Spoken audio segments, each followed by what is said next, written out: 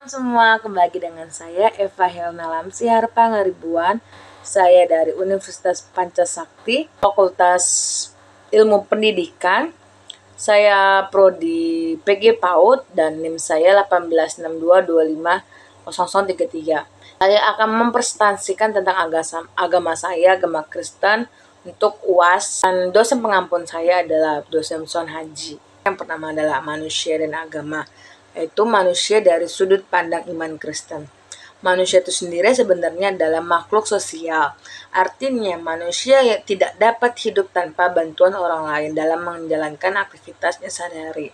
Pandangan iman Kristen mengenai hakikat manusia berpijak kepada Alkitab, khususnya dalam tertulis di Kejadian 1 ayat 26 sampai 27, yaitu pernyataan Allah di sekitar penciptaan alam semesta, di mana manusia termaksud di dalamnya. Dalam Alkitab Kejadian ada beberapa prinsip mengenai manusia itu sendiri, yaitu pertama, manusia adalah hasil ciptaan Allah yang tertulis di dalam Kejadian 1 ayat 26 sampai 27, yaitu manusia bukanlah peletikan Allah atau jelmaan dari sebagian diri Allah, bukan pula anak dalam arti biologis yang keluar dari diri Allah. Tetapi manusia itu sendiri adalah makhluk yang real adanya, hasil karya dari tangan agung sang Khalik. Untuk ini harus dicamkan bahwa manusia itu sendiri bagaimanapun berbeda dengan Allah. Yang kedua adalah Allah menciptakan manusia tidak seperti Allah, menciptakan ciptaannya yang sangat unik. Manusia diciptakan dari tangannya sendiri.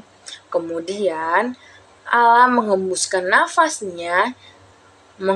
nafas kehidupannya ke lubang hidung manusia.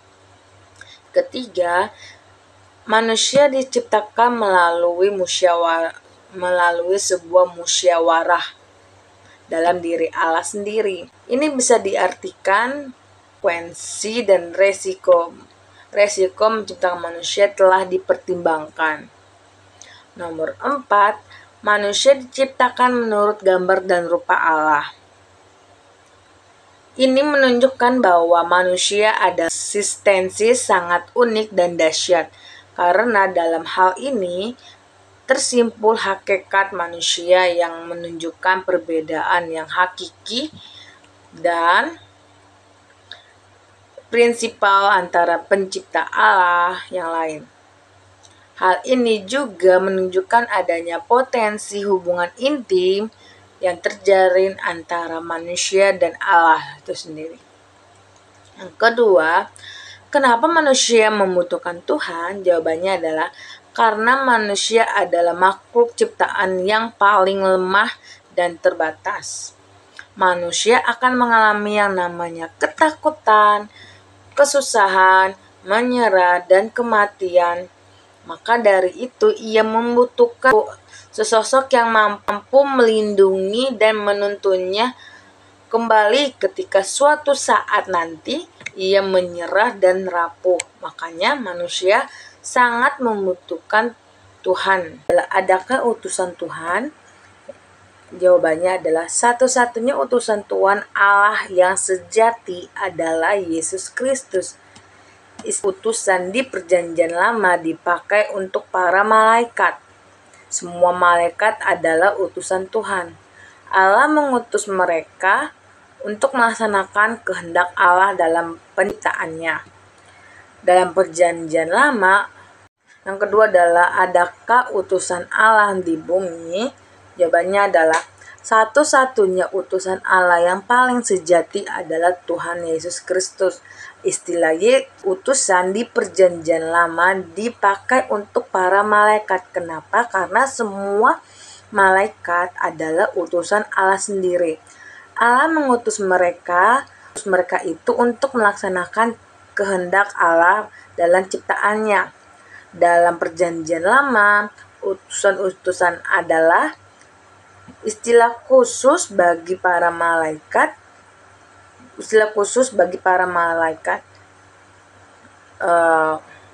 Berapa sih jumlahnya? Jumlahnya itu adalah jutaan. Allah mengutus jutaan malaikat melaksanakan kehendaknya.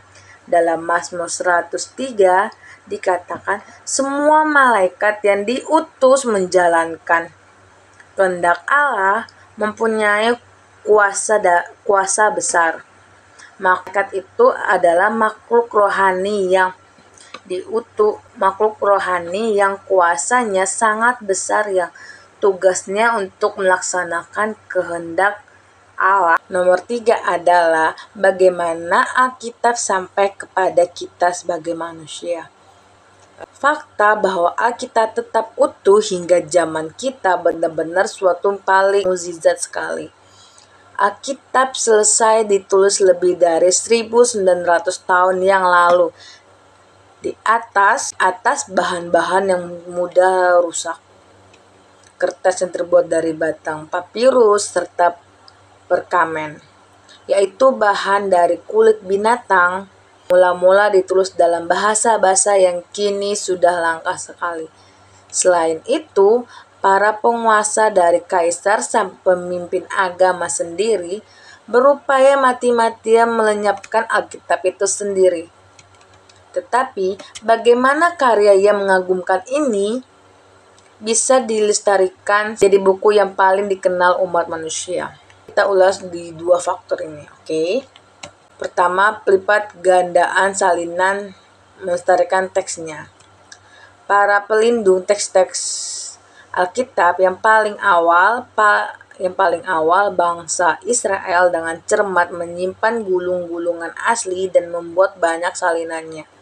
Raja-raja Israel misalnya diperintahkan untuk menulis salinan dari hukum ini, yaitu dari hukum-hukum yang ada di bawah pengawasan dari Imam Lewi yang tertulis di Ulangan 17 ayat 18.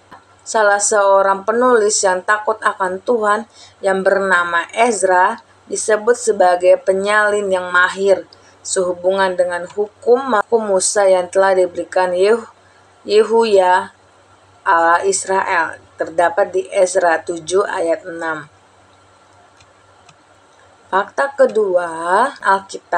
Faktor utama kedua yang menurut Alkitab sebagai buku yang paling dikenal umat manusia adalah ketersediaannya dalam banyak bahasa.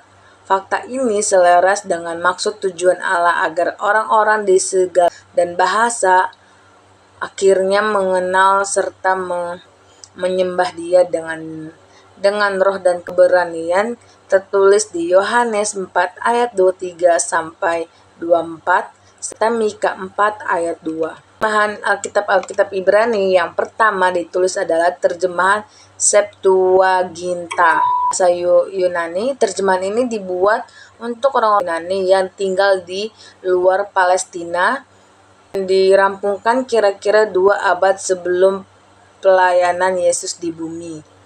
Seluruh Alkitab termasuk kitab-kitab Yunani Kristen diterjemahkan ke dalam banyak bahasa beberapa abad setelah penulisannya rampung. Namun belakangan ini para raja dan bahkan imam yang semestinya berbuat sebisa-bisanya agar Alkitab tersedia bagi rakyat justru berbuat sebaliknya. Mereka berupaya menahan kawanan dalam kegelapan rohani dengan melarangkan penerjemahan firman Allah ke dalam bahasa-bahasa rakyat. Berikutnya adalah, apakah ada sifat yang harus dimiliki Tuhan dan sifat yang harus dimiliki oleh utusan Tuhan? Itu setia, tulus, rela berkorban, saling mengasihi, jujur, terpuji, saling menyayangi, dan rendah hati. Itulah sekian dari penjelasan tentang agama saya. Semoga apa yang saya jelaskan bisa bermanfaat untuk kita semua. Bye-bye.